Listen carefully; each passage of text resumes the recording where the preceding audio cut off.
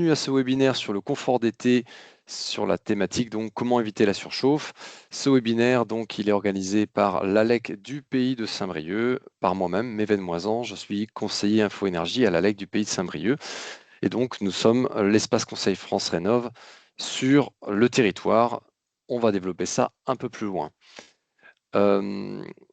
Concernant le fonctionnement du webinaire, donc vos micros et caméras sont désactivés pour des raisons évidentes de ne pas de pouvoir développer tranquillement. Vous pouvez réagir dans le fil conversation et vous pouvez aussi également utiliser surtout le champ questions-réponses Q et R qui se trouve dans votre barre des options, et n'hésitez pas tout au long de l'échange, enfin du webinaire, pardon, à poser vos questions. Mon collègue donc Charlie qui est également conseiller à la LEC du pays de Saint-Brieuc, sera en off à regarder un petit peu les questions que vous pouvez poser et à y répondre, ou si le sujet effectivement est intéressant ou plébiscité, il va pouvoir me les transmettre et interrompre un petit peu, rythmer un petit peu cette présentation. Donc voilà, voilà un peu les informations principales. N'hésitez pas à réagir et à envoyer donc vos questions au fur et à mesure. Donc le sommaire, on va vous présenter l'ALEC, qui on est, l'Agence locale énergie-climat du pays de Saint-Brieuc. Ensuite, des éléments de contexte sur les pics de chaleur qui sont plus intenses, les principes de la thermique, on va un petit peu expliquer les phénomènes physiques qui ont lieu.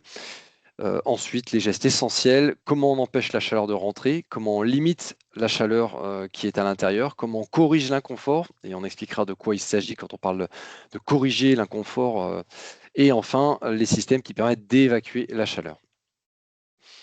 Donc tout d'abord, l'ALEC du pays de Saint-Brieuc. Donc nous sommes une association qui assure donc entre autres la mission de service public France Rénov. Nous sommes France Rénov en fait avec les 3 collectivités partenaires, en fait notre territoire d'action, 2 agglomérations, donc Saint-Brieuc Armor Agglomération, qui d'ailleurs inclut aussi un espace habitat, l'espace Info Habitat, Lamballe Terre et Mer, et son service Bonjour Habitat, et également l'EF Armor Communauté.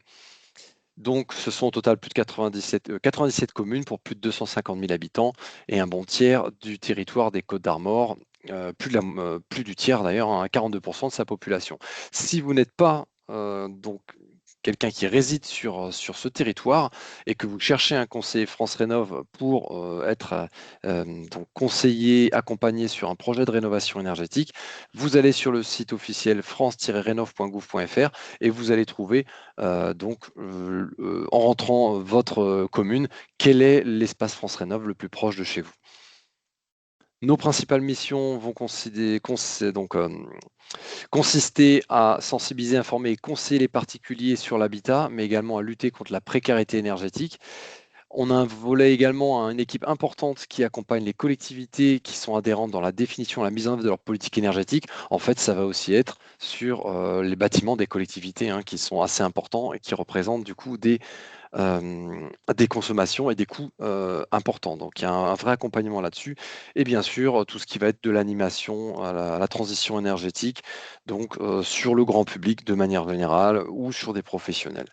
Donc un volet animation. En ce qui nous concerne, nous sommes conseillers sur l'habitat. Donc nous informons et conseillons le public sur la rénovation énergétique de l'habitat. Et à ce titre, nous sommes donc un espace conseil France Rénov.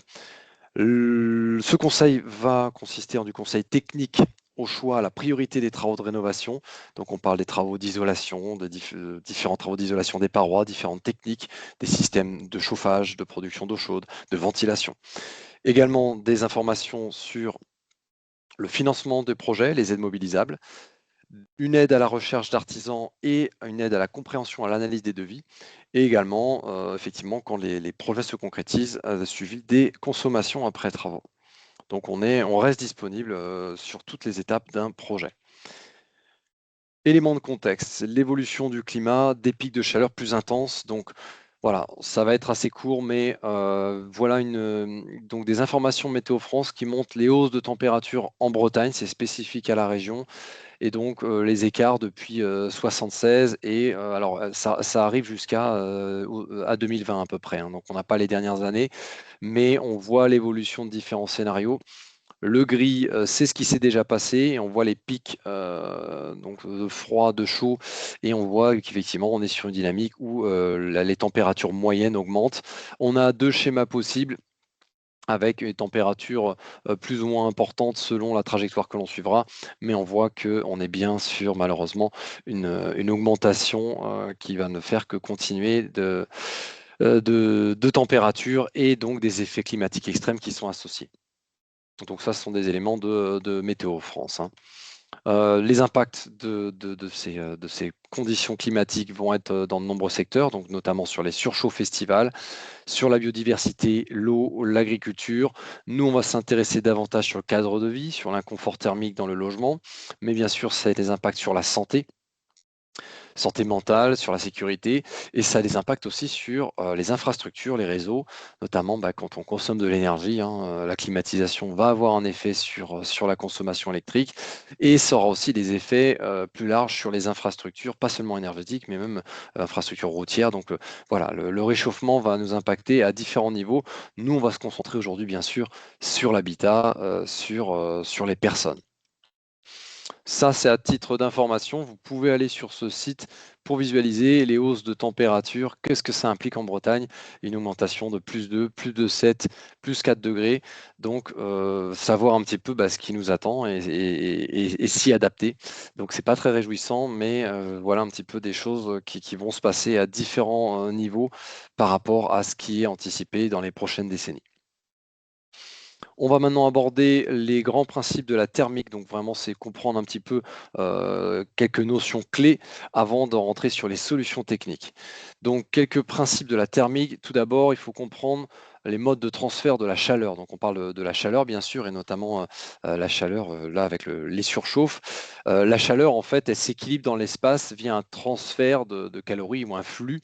Bon en fait c'est une agitation moléculaire, mais si on a un corps qui est plus chaud et un qui est plus froid, le corps le plus chaud va transférer sa chaleur, va déplacer sa chaleur vers le plus froid, jusqu'à ce qu'on arrive à un certain équilibre. Donc c'est la chaleur qui se déplace, c'est pas le froid qui se déplace. La chaleur, elle va se déplacer via 3 manières, grosso modo, par mouvement de fluide. Donc quand on parle de fluide, ça va être des gaz, ça va être l'air ou des liquides. On parle généralement de convection, hein. Convection, c'est l'air chaud qui monte, l'air froid qui descend, mais ça va aussi caractériser des courants d'air, le vent. C'est un petit peu tout ça qu'on va caractériser de manière générale par ce mode de transfert de la chaleur via les fluides. Un deuxième point, et donc vous avez les petits schémas à droite, le rayonnement. Donc le rayonnement, la chaleur se déplace par rayonnement. Le plus connu d'entre tous, c'est le rayonnement solaire, mais on a également de nombreux matériaux qui vont rayonner eux aussi et finalement transmettre la chaleur par rayonnement. Un radiateur, notamment en fonte, va rayonner, ou un poêle. Une paroi qui est très chaude va également rayonner. On s'en rend pas forcément compte parce que ce n'est pas des, euh, des choses qui sont forcément très perceptibles, mais un mur va aussi créer un rayonnement et on parlera des effets que ça a sur le ressenti de température. Et enfin, le troisième, c'est la conduction, c'est le flux de chaleur dans les matériaux solides, donc par exemple un béton ou un isolant. Ils vont être caractérisés par rapport à ce mode de transfert de l'énergie par la conductivité thermique lambda. Plus elle est faible, plus le matériau est isolant. Donc un isolant va avoir un lambda de 0,030, 0,040 et un matériau isolant de plusieurs unités, non isolant, pardon, de plusieurs unités. Donc ça, c'est les grands principes de déplacement de la chaleur. La résistance thermique, qui s'appelle R, elle est inversement proportionnelle à la conductivité. Donc plus la résistance thermique est importante, plus on va s'opposer au flux de chaleur par conduction et limiter les déperditions thermiques. Il faut comprendre qu'un flux de chaleur, c'est que, on parle d'un flux de chaleur dans un sens comme dans l'autre. Donc ça peut être de l'intérieur de la maison vers l'extérieur, quand il fait froid l'hiver, mais inversement, c'est aussi valable quand il fait plus chaud dehors, et plus froid à l'intérieur, plus frais à l'intérieur. Donc dans tous les cas, on s'oppose, on freine le transfert de la chaleur grâce à un isolant qui a une résistance thermique. Autre notion assez clé dont on va parler, c'est l'inertie thermique. Donc l'inertie thermique, qu'est-ce que c'est? Alors, je vois qu'il y a un écho, c'est une réflexion. Est-ce que, Charlie, ton micro, il est éteint? Normalement, il n'y a pas de raison qu'il y ait un écho. Je voyais le commentaire. Je poursuis. L'inertie thermique, qu'est-ce que c'est? C'est la capacité d'un matériau à s'opposer au changement de température, en tout cas à être faiblement influencé par une arrivée de calories, un changement de température. En fait, il est surtout lié à la densité, à la masse volumique des matériaux. Et donc, c'est des matériaux plutôt lourds qui vont en fait stocker beaucoup plus de calories que par exemple l'air d'une maison. Donc, par exemple, la densité de l'air, c'est de 1,2 kg par mètre cube, donc un mètre cube, 1 mètre sur 1 mètre sur 1 mètre. Des matériaux de construction lourds, pierre et béton, on est entre 2000 et 3000. Donc, on a un ratio de 1 à 2000-3000.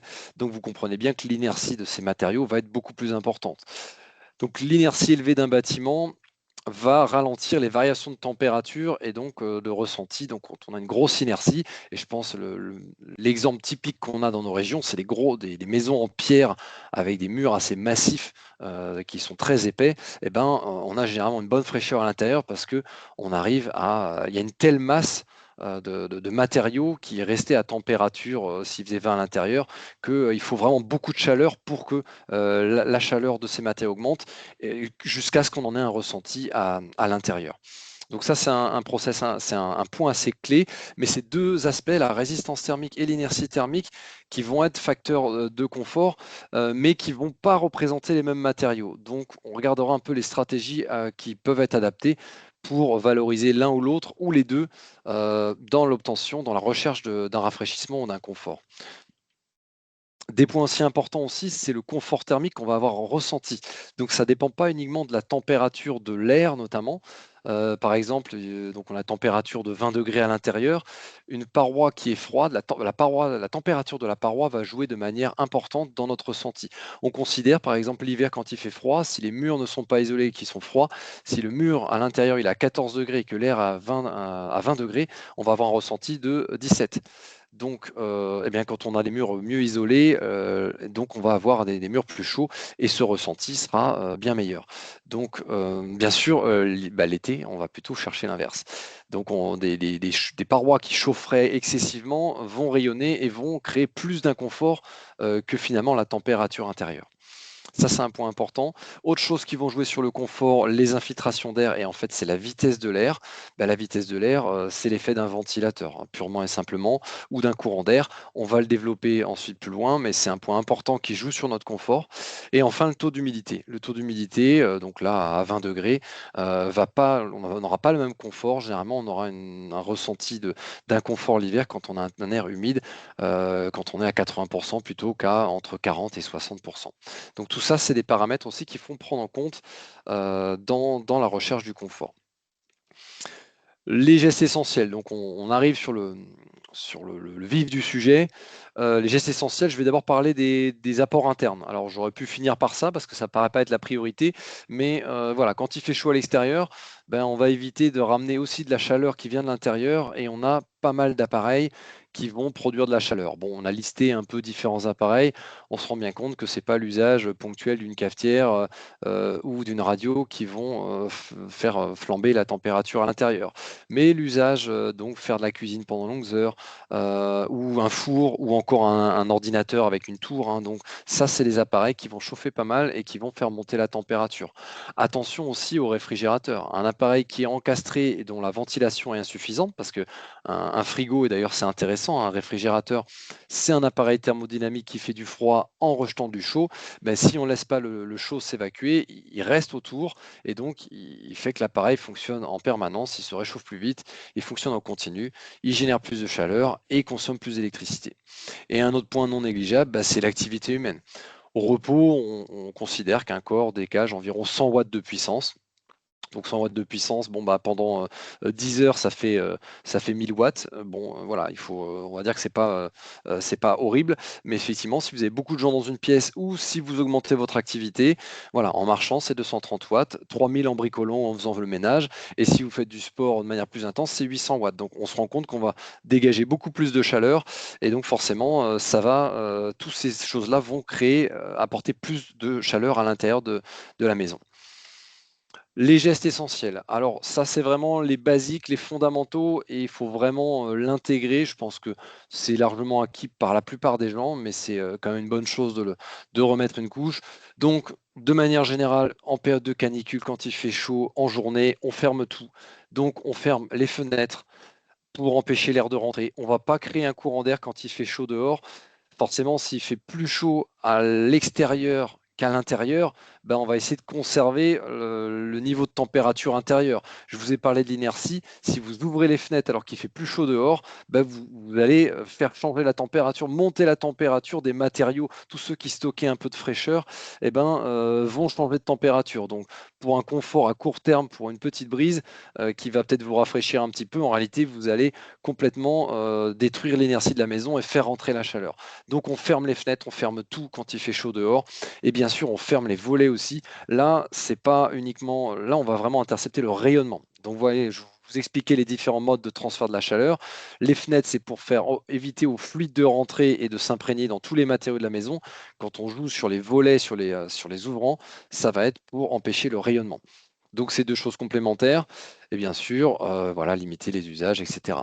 La nuit, la stratégie, dès que la température descend, et donc c'est assez simple d'avoir un thermomètre intérieur-extérieur pour voir à partir du moment où la température extérieure est plus basse que la température intérieure, on ouvre en grand et on ventile. Et puis quand la fraîcheur arrive, eh ben effectivement, on décharge la chaleur qui sera rentrée dans la maison pour mieux préparer la journée qui viendra.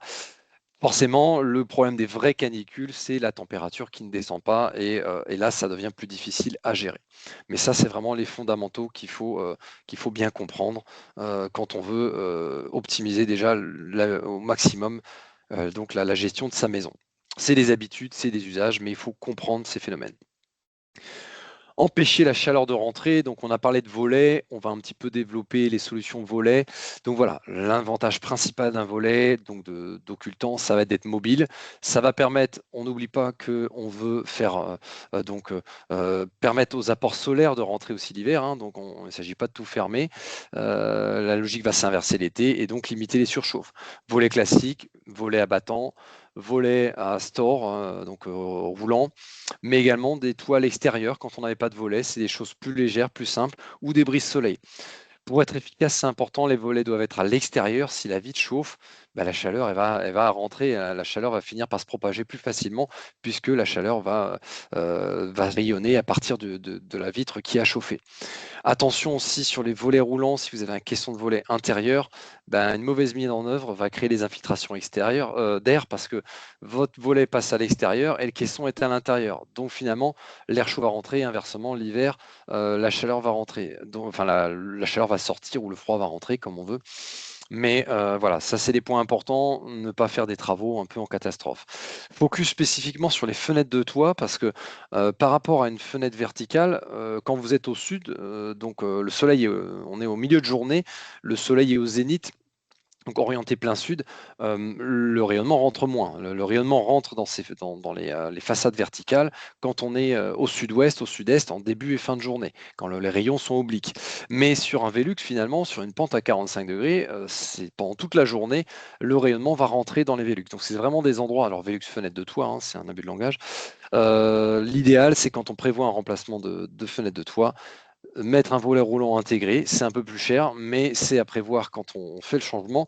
Mais il existe aussi des stores toits à l'extérieur qui peuvent être montés assez facilement, donc qui peuvent être faits après coup. Alors, il faut bien s'assurer, bien sûr, que c'est montable, que vous pouvez accéder facilement à ces choses, mais c'est quand même une solution qui est peu onéreuse, qui coûte moins de 100 euros généralement si vous l'installez vous-même et qui va permettre d'intercepter le rayonnement. Bien sûr, je ne vais pas parler aujourd'hui de tout ce qui va être un peu solution, on va dire bricolage, mais efficace. Mettre des draps blancs, mettre des couvertures de survie ou le blanc de meudon. C'est vrai que c'est une technique intéressante.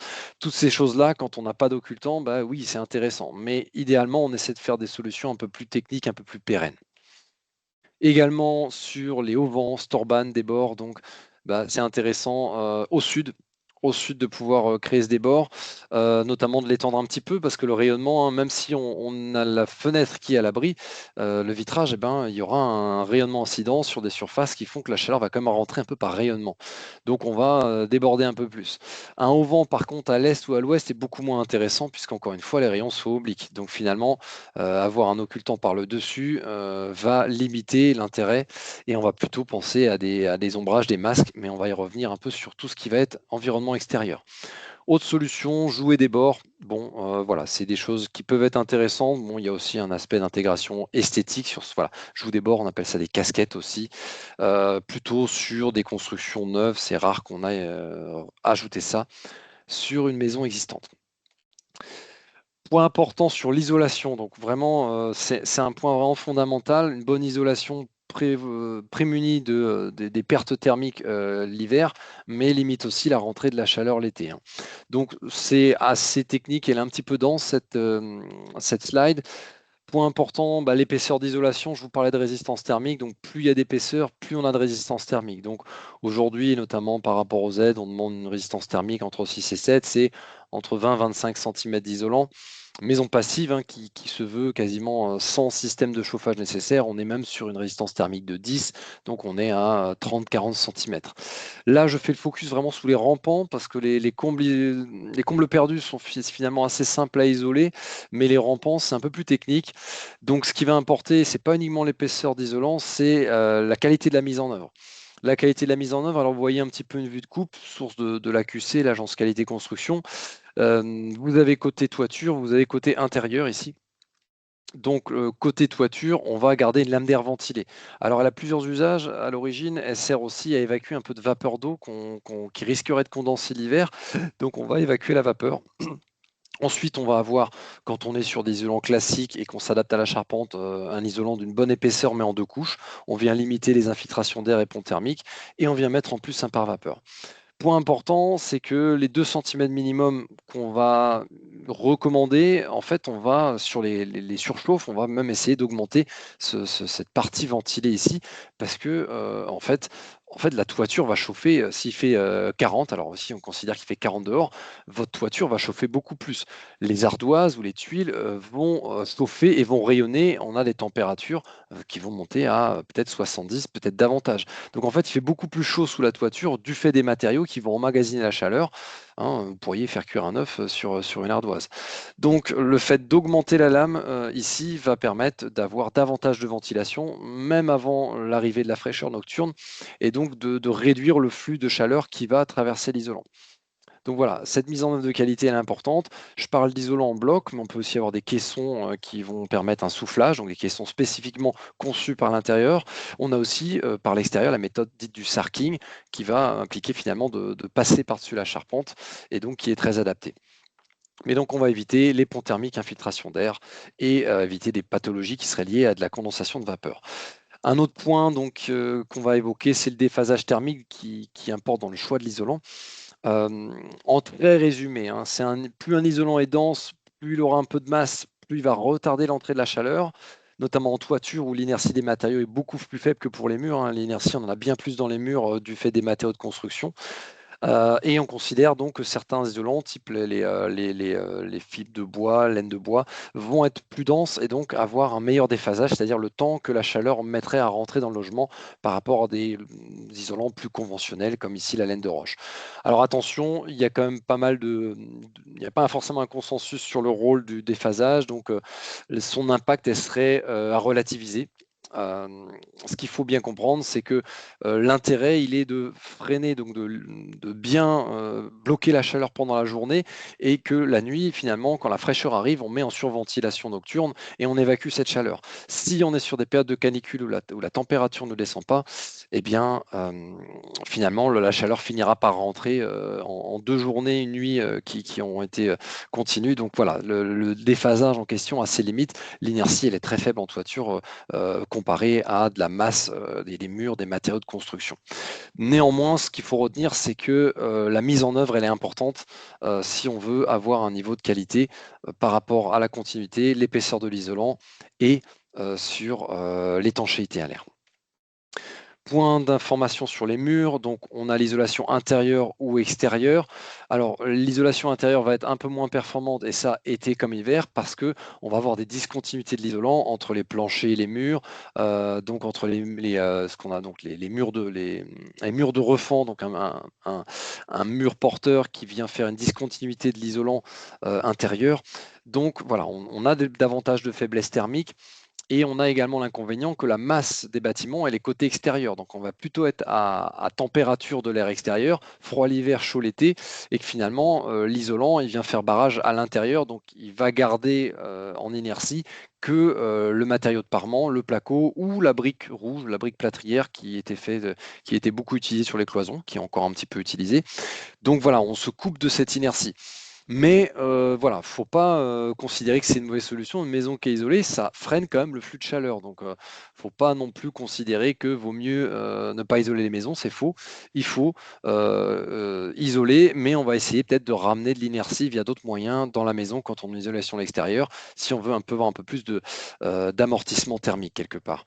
L'isolation extérieure, bah, elle a l'énorme avantage de traiter par l'extérieur, donc de couper les ponts thermiques si la mise en œuvre elle est de qualité, et également d'avoir un gain d'inertie. Toute la masse du bâtiment est côté chaud l'hiver et côté plus frais l'été. Donc en fait, on est bien mieux prémuni.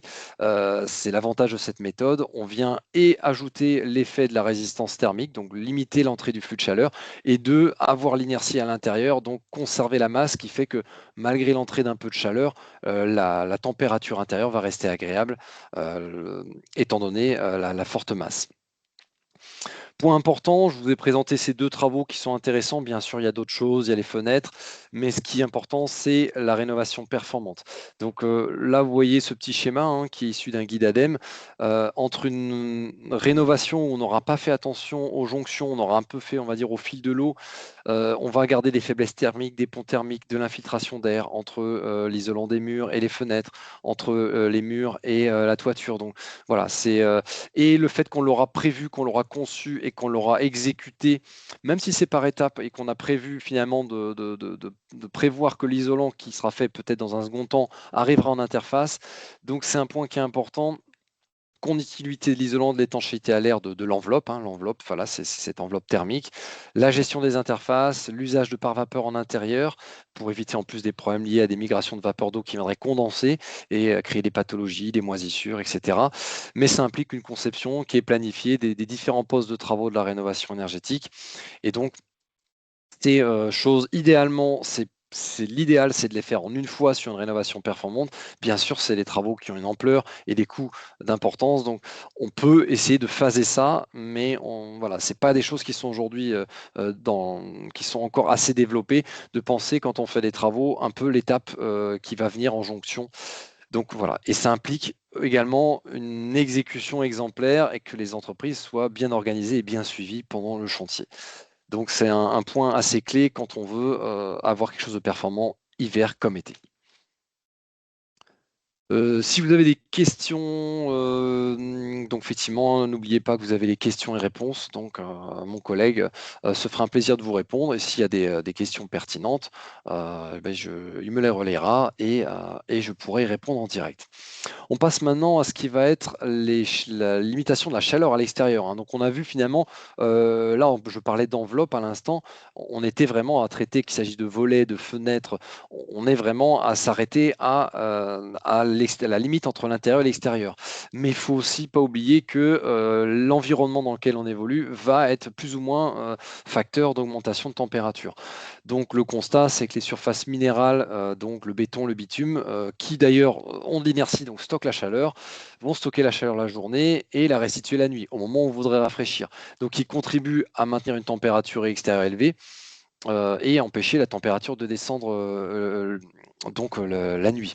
En habitat urbain, donc c'est pas forcément la majorité heureusement sur notre territoire, hein, mais beaucoup d'espaces sont artificialisés et en ville l'effet est décuplé, l'effet de chaleur, il se cumule avec la densité des usages parce qu'il y a beaucoup de gens, beaucoup de voitures, des climatisations et on va en parler, et même à la création des îlots de chaleur. Donc on a vraiment un inconfort particulier en ville par rapport aux milieux ruraux où c'est plus végétalisé, on aura moins de température extérieure élevée. Là, on n'est pas à l'échelle de la ville, on est à l'échelle de votre parcelle, à votre niveau, hein, sur quoi vous allez pouvoir louer. Donc bien sûr, ça s'adresse plutôt à des gens qui ont des maisons avec un jardin. Les phénomènes qu'on va traiter en jouant sur l'extérieur, ça va être intercepter le rayonnement solaire sur les parois, parce qu'on va les capter, empêcher la chaleur de rentrer, le rayonnement avec des volets, mais en fait les murs vont quand même chauffer, la toiture, donc notamment les toits plats, vont chauffer, donc en fait on va intercepter ça avant. On va éviter l'accumulation de la chaleur dans les matériaux extérieurs, les bétons, les bitumes, les terrasses. Et en plus, on va apporter de la fraîcheur grâce à l'évapotranspiration. Donc ça, c'est les solutions naturelles. C'est le rôle des arbres. Donc voilà, on retire au maximum les surfaces bétonnées, imperméabilisées. C'est un chantier, c'est des travaux. Et on va essayer au maximum de revégétaliser les extérieurs, des pelouses, des plantes, des arbustes. On va privilégier sur les zones qu'on va dire qu'on veut garder praticables, imperméabilisées, plutôt des graviers et des pavés filtrants parce qu'on veut aussi pouvoir absorber l'eau. Et au sud, là où il y a un maximum de rayonnement, on va peut-être plutôt aussi privilégier des terrasses en bois qui vont stocker moins de chaleur que des bitumes, que des ciments, que des matériaux qui vont stocker la chaleur. Et enfin, donc les solutions fondées sur la nature, hein, les terrasses, ben, si c'est une terrasse, on va dire minérale, ça peut être de végétaliser en mettant des plantations en pot ou en jardinière. Ça va être dans les jardins de planter des arbres à feuillage caduc, notamment à l'est et à l'ouest, là où les rayonnements sont obliques et créer en plus de l'évapotranspiration. Attention bien sûr à la distance au mur, hein, il y a des inconvénients qui peuvent apparaître si les arbres et notamment des essences qui font des racines assez costauds peuvent venir créer des dégâts sur les fondations. Je tiens à préciser que à l'ALEC, on est surtout avant tout des thermiciens, notre expertise c'est le des bâtiments, donc on n'a pas de compétences particulières sur les essences. C'est là où aujourd'hui c'est un peu les paysagistes qui pourront avoir des solutions pour proposer des choix végétaux adaptés dans les jardins. Enfin, aménager une toiture, une façade, mais ça peut être forcément, voilà, c'est intéressant, c'est un côté esthétique. Tout le monde n'est pas forcément fan à l'idée d'avoir des plantes qui grimpent sur ses façades, mais ça peut être des pergolas qui seront végétalisés et qui viendront faire ces écrans également. Donc voilà, en tout cas, on expose moins les murs au rayonnement. Les murs chaufferont moins. Sur les toits plats, quand on a des toitures plates, on peut aussi avoir des toitures végétalisées. Et donc, d'autres avantages de ce changement donc du jardin, des extérieurs, bah, c'est aussi ramener de la vie, des oiseaux, des insectes pollinisateurs. Donc voilà, ce qu'on appelle la biodiversité, c'est quand même des choses qui sont importantes et qui sont aussi en difficulté. Et ça permet également une meilleure gestion des fortes pluies l'hiver. Donc vous vous rappelez forcément que cet hiver, on a eu un mois de pluie continue.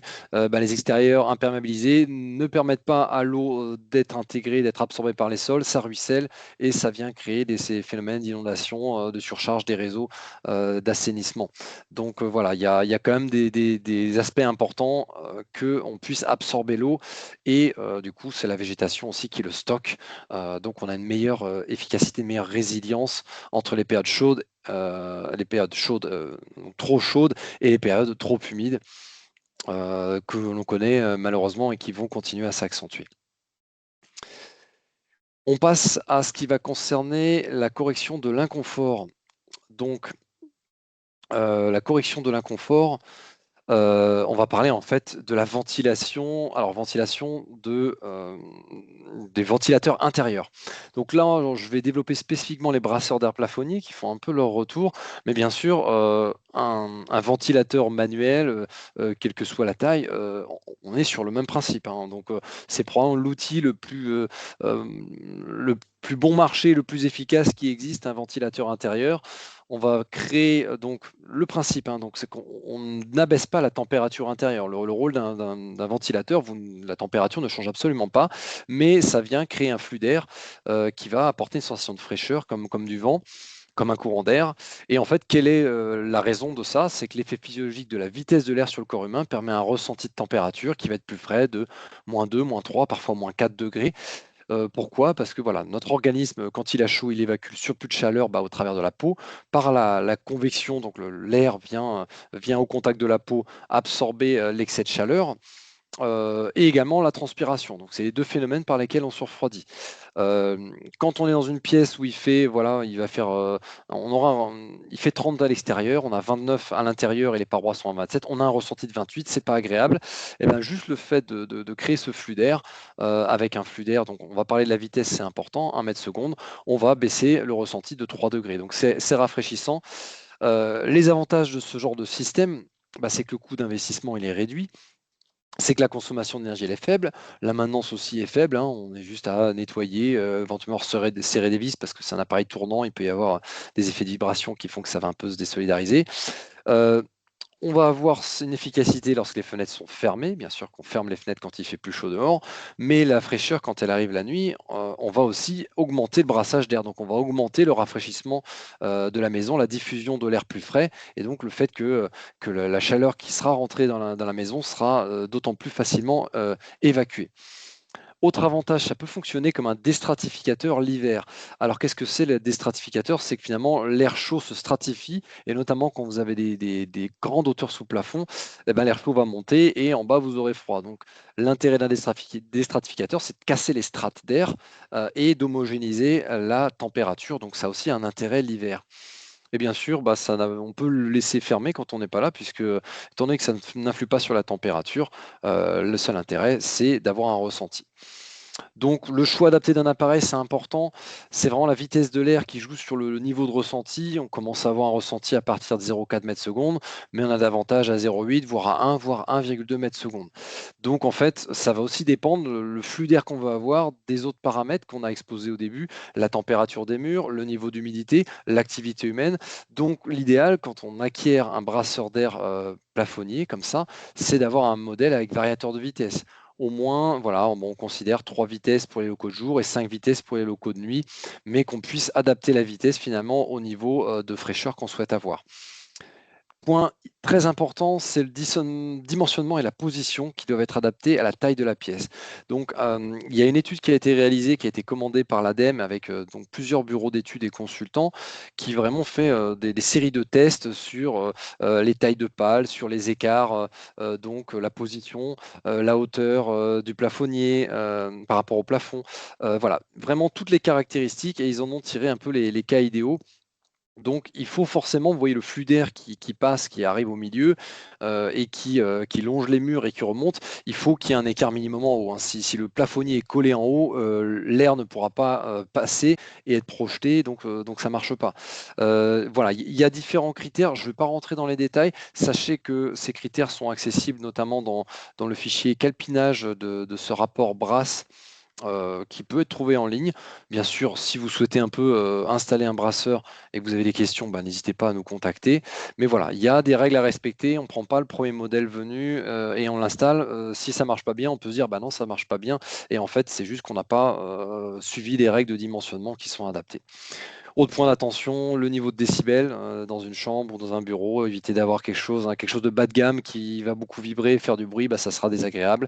Et bien sûr, bah, des choses purement mécaniques, un support structurel. Donc, on va s'assurer qu'il y ait une poutre ou un rail de placo solide sur lequel ça vient se fixer. Voir comment on gère ça par rapport aux lumières. Et bien sûr, prévoir l'alimentation électrique. Il y a également des systèmes de régulation possibles en fonction de la présence. Voilà, bon, on peut aller un peu derrière sur d'autres fonctions un peu plus avancées. Mais voilà, sur les points d'attention, c'est un appareil qui peut vraiment être efficace, qui est entre guillemets low-tech, mais qui implique de respecter des règles de conception, de dimensionnement. Maintenant, on va parler voilà, du sujet un petit peu qui fâche, évacuer la chaleur. Donc évacuer la chaleur, on parle de climatisation. Donc le principe de la climatisation, on parle d'appareil thermodynamique. Donc il y a un cycle thermodynamique, ça fonctionne finalement de la même manière qu'un réfrigérateur. On va extraire la chaleur qui est présente à l'intérieur de la maison ou à l'intérieur de son frigo, et on va la rejeter à l'extérieur. Donc un système de climatisation ne crée pas de froid, il va transférer les calories, donc on va extraire le chaud d'un endroit et le rejeter à un autre endroit. Le principe, donc, c'est qu'un fluide réfrigérant va subir, on va avoir un cycle, hein. Donc, comment on joue là-dessus? En faisant baisser ou monter la température dans le circuit. En fait, c'est un circuit en boucle fermée. Même principe qu'une pompe à chaleur d'ailleurs, on va faire le parallèle. sauf que la pompe à chaleur fonctionne de manière inversée. Mais on compresse le fluide, il monte en température, ça va être côté extérieur, parce qu'on veut que la température, du coup, si on veut évacuer la chaleur, il faut que la chaleur soit plus chaude que l'air extérieur. Si effectivement vous avez un niveau de température qui est plus bas, bah, au contraire, vous allez capter les calories. Ça, c'est plutôt le principe de la pompe à chaleur. Et ici, on veut être plutôt en décompression, donc on veut baisser la pression parce que on va baisser la température et le fluide va être plus froid, donc l'air intérieur plus chaud va venir finalement apporter ses calories et ressortir plus frais. Donc voilà le principe d'un système de climatisation. Les appareils de climatisation fixes, donc là finalement on est sur une PAC RR, une pompe à chaleur RR qui du coup fait climatisation, sont des appareils donc réversibles, capables de servir de chauffage l'hiver en inversant leur cycle. Quelques chiffres bons rapidement donnés, voilà, la puissance, donc c'est la puissance absorbée entre 600 et 1200 watts par split, donc par split par unité, hein, comme ça. Généralement, on en aura un par pièce. Les rendements, alors je vais y revenir, les rendements, mais on a différents niveaux de performance d'appareils, de climatiseurs. On va être dans les meilleurs des cas à un rendement, donc c'est le COP, c'est l'équivalent du COP, hein, pour une pompe à chaleur. On parle d'un COP pour le chauffage, on parle de EER, qui est un acronyme anglais, pour le froid. On est autour de 3,5 quand on a une température extérieure de 35 degrés et 27 à l'intérieur. C'est dans les meilleurs des cas. Bien sûr, des appareils moins performants, A, on va y revenir, va avoir un niveau de performance moindre. Voilà pour le principe. Point d'attention spécifique sur les climatiseurs mobiles monoblocs. Donc, je vous ai présenté donc un appareil fixe. Un appareil fixe, il est doté d'une unité extérieure. C'est là qu'a eu la compression du fluide. Donc, c'est là la chaleur va être produite. L'excès de chaleur va être collecté et on va monter en température pour le rejeter à l'extérieur. Donc, l'unité est déjà à l'extérieur. Dans le cas d'un climatiseur mobile qu'on appelle monobloc, parce que tout le système thermodynamique, tout finalement le circuit est à l'intérieur, en fait, il est à l'intérieur, donc il est à l'intérieur de la maison. Donc, bien sûr, on évacue la chaleur par la fameuse gaine, mais ici, ça chauffe quand même. Donc, en réalité, il y a une partie des calories qui s'échappent déjà dans l'air intérieur. Donc, le côté monobloc intérieur, certes, on produit le froid, mais là où on compresse le fluide pour le faire monter en température et l'évacuer, il est aussi à l'intérieur. Donc, on a une partie de perte finalement. Autre point d'attention, et ça c'est quelque chose je pense qui est assez connu, quand on est sur un système mobile comme ça, comment on fait passer la gaine vers l'extérieur s'il n'y a pas d'ouverture spécifique prévue? Dans les meilleurs des cas, il y a des sortes de soufflets qui s'adaptent sur les fenêtres avec un adaptateur. Sinon, parfois c'est du bricolage et on voit dans de nombreux cas, la fenêtre ouverte, ça veut dire que l'air chaud sort, mais l'air extérieur chaud rentre aussi. Donc on est sur des choses qui sont quand même pas incroyables. On va évacuer de la chaleur pour en faire rentrer. Bon, il y a des systèmes qui permettent d'avoir une certaine étanchéité, mais c'est pas incroyable. Et en fait, un autre problème sur ces systèmes, c'est qu'on met la maison en dépression. Parce que vous évacuez de la chaleur à l'extérieur, mais en fait, pour que la chaleur ici soit évacuée, pour qu'il y ait un flux d'air qui évacue la chaleur, il faut bien qu'on en aspire à l'intérieur. Donc en fait, ici, il y a une part de l'air qu'on aspire qui va être rafraîchie et qui va aérer, mais une partie donc qui va être aspirée. Donc en fait, on met la maison en dépression. Quand on met la maison en dépression, finalement, l'air en dépression, si l'étanchéité, et c'est souvent le cas, n'est pas parfaite, en fait, on fait rentrer un petit peu d'air chaud partout. Alors voilà, l'air extérieur va davantage rentrer par infiltration. Donc, la somme de tout ça, c'est que pour une calorie rejetée, donc on aura rejeté de la chaleur, en fait, on en aura quand même d'une manière ou d'une autre rapporté entre 0,7 et 0,8 à l'intérieur. Donc en fait, le rendement est très mauvais, d'où petite animation qui est assez évocateur, hein, voilà, c'est un peu un puissant fond. Bon, on a quand même un gain de fraîcheur, hein, mais le rendement est médiocre, c'est surtout ça qu'on veut souligner. Petit point d'attention sur la dépression, vous avez une VMC, ça fonctionne un peu de la même manière. La VMC met en dépression. Donc, quand on ventile, on vient créer une dépression et on fait rentrer de l'air neuf. Donc, quand il vient de l'extérieur, il est chaud. Pour autant, la VMC est nécessaire, il faut ventiler. Par contre, si vous avez et une VMC et un appareil comme ça, vous surventilez finalement la maison. Donc, ce n'est pas forcément nécessaire quand il fait chaud et qu'on fait rentrer de l'air chaud dedans. Inconvénient de la climatisation, et là c'est au sens large, c'est pas uniquement les appareils mobiles monoblocs. Donc, bon, on en a parlé, hein, c'est les effets d'îlots de chaleur urbains dans les grandes villes, hein. Si tout le monde se met à en mettre, on rejette maximum de chaleur et donc on augmente le besoin de climatiser. Donc, ça revient un peu à ce que je présentais à l'instant. Il y a également des risques sanitaires, surtout sur les appareils, les appareils type pompe à chaleur, enfin réversibles. C'est que l'air se recycle. Donc, en fait, euh, on va avoir un filtre, mais les pathogènes, les virus et bactéries vont s'accumuler sur l'unité, hein. Si je remonte la slide précédente, cette unité-là.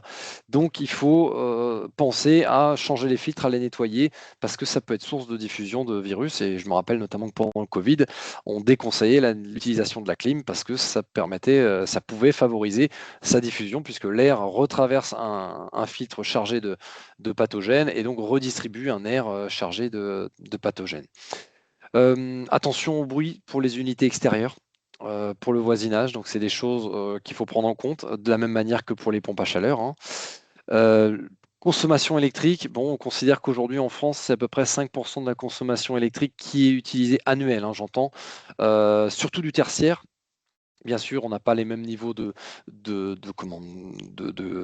couverture en climatisation entre le nord et le sud de la France. Les climatiseurs sont beaucoup plus répandus, bien sûr, dans la partie sud de la France. Point important, c'est que ça contribue du coup leur fonctionnement. À peu près en France, on estime à environ 1% de nos émissions de gaz à effet de serre, hein, les GES. D'une part par les importantes consommations d'énergie, même si c'est tempéré aujourd'hui par le fait que c'est le photovoltaïque qui, au moment où il y a le plus de soleil, fonctionne. Mais en réalité, on a quand même aussi du gaz qui vient en appoint. Donc le photovoltaïque tempère fortement l'impact énergie et donc GES des climatiseurs, mais on n'est pas 100% en photovoltaïque. Il y a quand même des énergies fossiles qui viennent s'y greffer. Et il y a aussi un autre point qui est un peu souvent ignoré, c'est que les fluides frigorigènes qui sont utilisés dans ces appareils, eh bien, ont un fort pouvoir réchauffant de gaz à effet de serre, donc le PRG, hein, le pouvoir de réchauffement global. Et quand ils sont relâchés dans l'atmosphère, parce qu'il y a des fuites, parce qu'il y a un mauvais montage, et puis en fin de vie, bah, quand on évacue les déchets, la collecte n'est pas toujours optimum. Donc voilà, tout appareil thermodynamique, climatiseur, pompe à chaleur, mais même les réfrigérateurs, si le fluide, et donc c'est souvent le cas, hein, on a des fluides qui sont 600 à 4000 fois le pouvoir de réchauffement du CO2, eh ben, on va se retrouver avec des effets donc sur ces fuites-là, des effets qui vont aussi être négatifs, ce qui est un petit peu contre-intuitif. Heureusement, la réglementation sur ces appareils évolue et retire progressivement de la vente. Donc, il y a un calendrier qui fait que d'ici 2030 ou 32, je ne sais plus, les gaz les plus réchauffants vont être au fur et à mesure éliminés. Mais on parle de commercialisation. Donc, ça veut dire que ceux qui sont installés, bien sûr, vont continuer à fonctionner. S'ils ont des fuites, eh ben, ils vont continuer à les émettre. Autre chose donc, qui est plus sur un aspect de santé publique, c'est que la plupart de ces gaz aussi sont donc des PFAS et donc ils ont aussi un impact malheureusement de polluants éternels quand ils sont libérés dans l'air, mais qui finissent dans l'éther, dans l'eau et donc finalement au niveau de la santé humaine. Heureusement, donc je vous disais, ces deux aspects négatifs vont avoir tendance à évoluer, notamment je pense à des gaz qui sont déjà sur le marché. On parle du R290. Son pouvoir réchauffant, en fait, c'est le propane, hein, c'est le gaz propane. Son pouvoir réchauffant, il est seulement 3 fois celui du CO2 et c'est pas un PFAS. Donc voilà, il y a quand même des solutions qui sont déjà en œuvre, mais on a quand même aujourd'hui un certain nombre d'appareils déjà installés ou encore en cours. Je pense au R32 qui est pourtant beaucoup moins impactant que l'étaient d'autres, mais qui continue de cumuler ses inconvénients. Comment choisir un appareil? Ben, bien sûr, si on doit en installer un, forcément, le but, c'est pas d'interdire à tout prix, mais c'est de faire en sorte que ce soit installé au mieux, que les choix soient faits de manière la plus avertie. Donc voilà, privilégier un appareil fixe avec unité extérieure et unité intérieure. Ben, l'avantage, c'est qu'on parle du pompe à chaleur RR. Bon, bah, quitte à avoir ce genre d'appareil, c'est bien pour les maisons toutes électriques qui ne sont pas munies d'un réseau de distribution à eau et donc qui vont qui ne peuvent pas mettre une pompe à chaleur sur radiateur ou plancher chauffant, bah, ça va être intéressant, moyennant quelques précautions, plutôt que d'avoir quelque chose tout électrique. On a un rendement qui est intéressant. Sur l'étiquette, bah, s'assurer le niveau d'étiquette, donc viser le A+++. Alors, vous retrouvez finalement, on voit un petit peu les étiquettes DPE, sauf qu'on part de A+++. Donc en fait, le jaune, le A, C'est un peu tronqué comme étiquette, hein, ça correspondrait au D et le D correspond à un G. Donc voilà, tout est relatif, mais vaut mieux viser le plus haut, bien sûr. Et d'ailleurs, les niveaux inférieurs à A ne sont pas autorisés, il me semble, sur les climatiseurs mobiles. Ça donne une idée de la consommation énergétique annuelle, donc cette étiquette donne pas mal d'informations. La puissance froid, donc le fameux EER. Ah non, la puissance froid, mais c'est une puissance en termes de froid, hein, c'est pas la puissance électrique absorbée. Il faut y appliquer le ER, qui est l'équivalent, je vous disais, du COP. Aujourd'hui, ce ER, hein, donc de 3,5 dans le meilleur des cas, mais qui peut être plus faible, il est souvent, on affiche à la place le SER, c'est une moyenne saisonnière. Bon, on va se retrouver avec une moyenne saisonnière considérée de 6 à 8, puisqu'on va considérer une plage de fonctionnement assez large. C'est pas forcément pertinent, puisqu'on va pas justement chercher à climatiser un bâtiment dès qu'il fait 25 degrés dehors. Donc, ça va donner un aspect artificiellement performant, alors qu'on va plutôt l'utiliser dans les cas extrêmes quand on ne peut pas faire autrement, de ce côté climatisation. Attention encore une fois aussi au niveau sonore. Pour l'installation, faire appel à un professionnel qui est qualifié et qui pourra assurer le dépannage et entretien, donc idéalement au niveau local. Sur l'usage, donc bon, ça c'est des règles et notamment il y a une loi dans le code de l'énergie qui indique qu'on n'est pas censé utiliser la climatisation pour une température intérieure à 26 degrés. Bien sûr, voilà, c'est un peu un vœu pieux, personne ne va les contrôler. Ça ne s'applique pas à des établissements pour le public vulnérable, hôpitaux, EHPAD, crèches, etc. On est censé appliquer ça dans l'habitat. Et on recommande de ne pas avoir un différentiel entre l'extérieur et l'intérieur de plus de 5 à 7 degrés, plutôt pour des chocs thermiques et du coup des inconforts qui pourront en résulter, hein. Donc voilà, c'est sur les conseils d'usage, on va essayer de ne pas en abuser de la climatisation et on va aussi éviter de consommer trop d'énergie. Et enfin, pensez à nettoyer les bouches d'air, nettoyer, changer les filtres, donc se renseigner quand vous achetez un appareil, l'installateur doit vous fournir la documentation et vous expliquer ce qui peut être réalisé en termes d'entretien. Dernier petit point technique, ça va concerner les rafraîchisseurs d'air. Alors de quoi on parle? Là, on est vraiment sur c'est pas des climatiseurs, c'est des rafraîchisseurs d'air. Ils sont basés sur finalement une réserve d'eau et ils vont avoir un principe d'évaporation de l'eau. Donc c'est un des principes les plus connus, hein. On parlait de sueur tout à l'heure. Qu'est-ce que c'est qu'est-ce qui nous rafraîchit quand on transpire? Bah, c'est l'évaporation de l'eau qu'on relâche qui, en s'évaporant, va prélever de l'énergie et donc nous rafraîchir. Donc c'est ce principe-là. Il va être moins cher à l'achat et à l'utilisation en termes d'énergie qu'un climatiseur. Il va être assez simple à utiliser, hein, il ne nécessite pas de travaux, il nécessite juste une prise et de remplir un bac d'eau. Et donc va être plus écologique, notamment aussi sur l'aspect, il n'y a pas de gaz frigorigène qui pourrait avoir un impact néfaste. Bien sûr, on n'a rien sans rien, hein. La limite, c'est que c'est beaucoup moins puissant. Son action va permettre de baisser d'1 ou 2 degrés. Donc on va jouer sur des effets. Il y a un effet de levier beaucoup moins puissant qu'une climatisation, bien sûr. Bien sûr, ça va dépendre du modèle, de la taille de la pièce. Puis il y a des appareils bas de gamme qui vont vraiment franchement très mal fonctionner. On ne peut pas régler la température, donc c'est aussi une limite. Et puis une limite assez importante, c'est que l'eau qui s'évapore, elle passe dans l'air, elle passe à l'état de vapeur. Donc on augmente le taux d'humidité de l'air fortement. Donc il faut quand même maintenir la ventilation de la pièce et pas non plus surventiler, parce que quand on ventile, si on est sur une VMC simple flux, on fait rentrer de l'air chaud qui vient du coup remplacer l'air qui sort. Donc la limite, c'est notamment dans un climat qui serait chaud avec un taux d'humidité élevé, aucun intérêt. L'air est déjà saturé d'humidité, vous ne pourrez pas utiliser cet aspect-là. L'eau ne va pas s'évaporer, on ne va rien gagner. Donc voilà, un intérêt il peut y avoir un intérêt, mais voilà, faut pas s'attendre à des miracles sur ce genre d'appareil. Eh ben, j'ai fait le tour un petit peu des différentes solutions techniques, hein. Vous avez compris que effectivement, on n'était pas sur des astuces, on est plus sur des vraies solutions techniques et sur les choix pertinents à faire pour, comment, pour réussir à lutter efficacement contre le réchauffement, contre les effets de surchauffe estivale. Petit résumé, gestion adaptée des ouvertures et occultants, et le jour et la nuit, donc ça c'est la base. Une maison thermiquement performante qui réduit fortement les transferts de chaleur, donc les déperditions, ça va fonctionner été comme hiver, donc une isolation continue, une bonne étanchéité à l'air, une rénovation performante.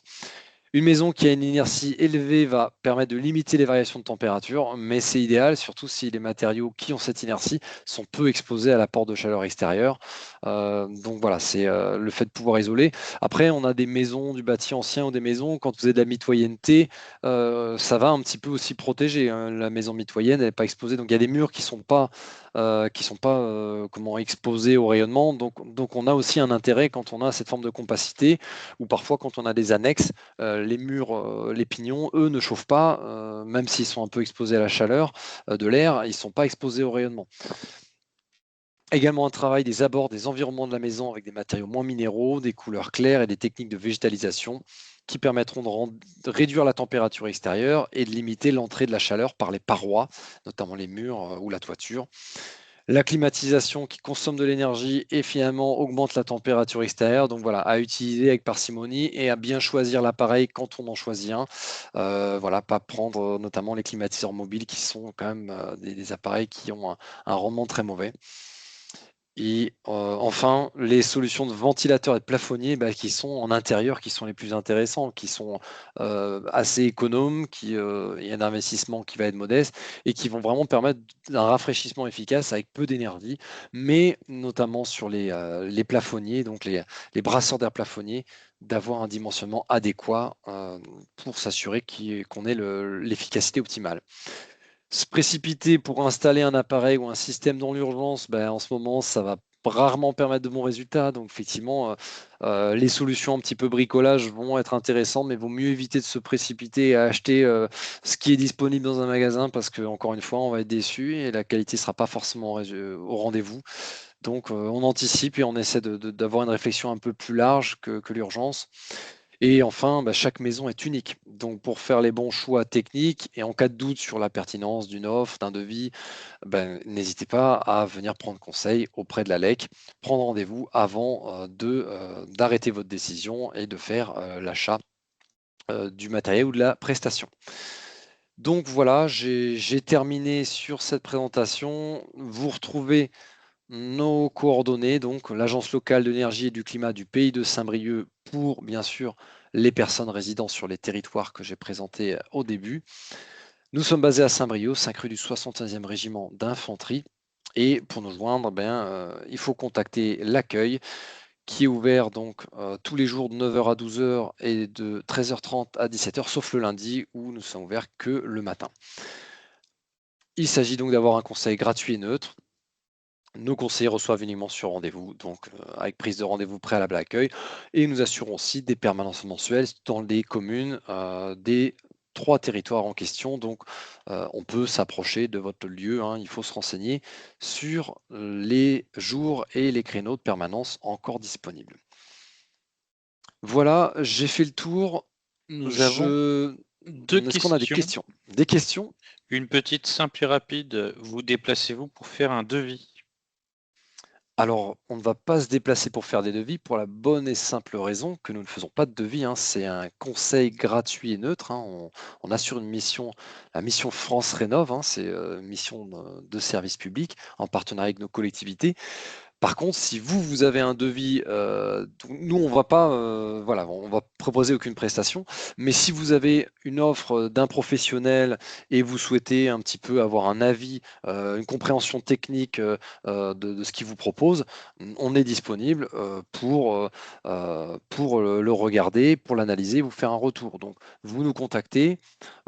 Idéalement, on prend rendez-vous, vous venez avec le ou les devis et on regarde leur contenu et voilà, vous serez mieux informé, mieux armé pour arrêter votre choix. Le choix, ça reste le vôtre, mais on va dans tous les cas rien vendre et vous aider, vous, à faire les choix de la manière la plus éclairée possible.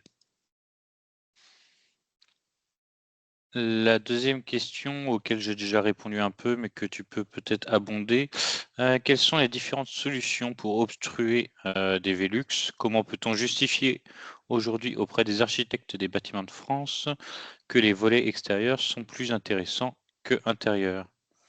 Alors, effectivement, c'est des cas un peu particuliers où la rénovation énergétique et l'intérêt de l'architecte du bâtiment de France, qui dépend, hein, les architectes du bâtiment de France dépendent du ministère de la Culture, hein, ben, sont parfois antagonistes malheureusement. Donc ça arrive pour des volets, ça arrive pour des fenêtres, ça arrive pour des isolations extérieures.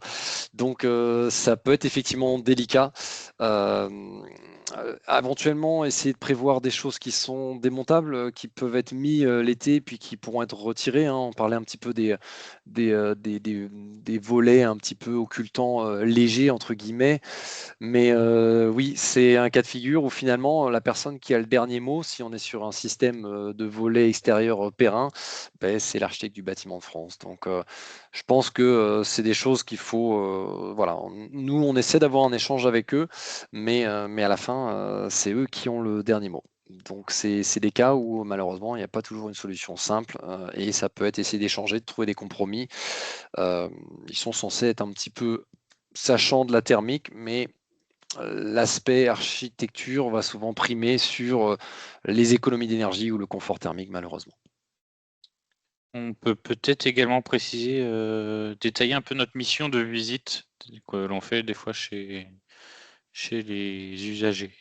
Alors, les visites vont se décliner de deux manières. Alors, tout d'abord, il y a nos collègues du pôle précarité énergétique, donc ça va s'adresser plutôt à des publics qui sont voilà, sur des situations financières modestes, qui vont pouvoir, on est plutôt voilà, sur les factures élevées et trouver des solutions, ça peut être des locataires ou des propriétaires.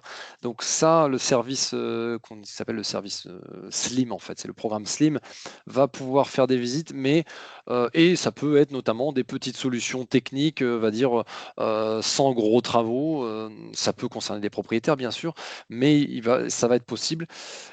Si on est vraiment sur du conseil technique pour tout le monde, les visites vont avoir lieu un peu sous conditions de ressources également, sachant qu'en fait, il y a d'autres dispositifs sur le territoire.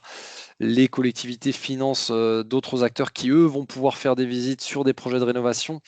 Donc voilà, c'est un peu au cas par cas. Il arrive qu'on puisse faire des visites sous certaines conditions, mais on est quand même plutôt sur des projets qui ont un certain niveau d'ampleur de performance. En fait, c'est un peu au cas par cas, donc je ne vais pas développer les cas de figure où on fait des visites. Dans tous les cas, les visites sont assez chronophages. On a un nombre de visites très limité dans l'année, mais c'est possible dans certains cas de figure. Donc, dans l'idéal, vous avez un projet, vous avez un problème concernant la surchauffe ou même hein, l'isolation l'hiver, hein, vous nous contactez et en fonction un peu de la demande, des questions qu'on vous posera sur votre cas particulier, on vous proposera un rendez-vous ou si finalement le cas s'y prête bien, une visite pour essayer effectivement la visite permettra en étant sur place d'avoir plus d'informations et d'être un peu plus qualitative. Voilà, mais je ne vais pas répondre de manière catégorique puisque voilà, on fait davantage de rendez-vous en bureau, les visites nous imposent de nous déplacer, de faire des rapports, etc. Et c'est beaucoup plus chronophage. Est-ce qu'il y a éventuellement d'autres questions ou je vois que le temps passe, donc on est déjà 19h44, 45. On a Rachel qui a manqué la première demi-heure, donc ce sera disponible le webinaire. Oui, il sera disponible puisque j'ai activé l'enregistrement, donc effectivement, vous pourrez retrouver la vidéo et il sera accessible sur notre site, hein, sur le site que vous voyez ici qui s'affiche à l'écran, www.alec-saint-brieuc.org, c'est notre site. Et donc d'ici probablement la semaine prochaine, début de semaine prochaine, le temps que on fasse un petit peu le montage, qu'on charge tout ça, que notre donc chargé de communication fasse ça bien. Mais oui, vous pourrez retrouver l'intégralité de l'échange. Si vous le souhaitez également, on pourra vous envoyer le PDF, donc au format PDF de la présentation. Donc par défaut, on vous enverra un petit mail à tous les gens qui se sont inscrits et vous retrouverez ce document voilà, pour pouvoir avoir le document format. Mais bien sûr, n'oubliez pas, sur un projet personnel, le mieux c'est de nous contacter et de voir vraiment de traiter ça de manière personnalisée pour plus d'efficacité. Est-ce qu'éventuellement il y a d'autres questions où on va pouvoir terminé et vous souhaiter une bonne soirée. Merci.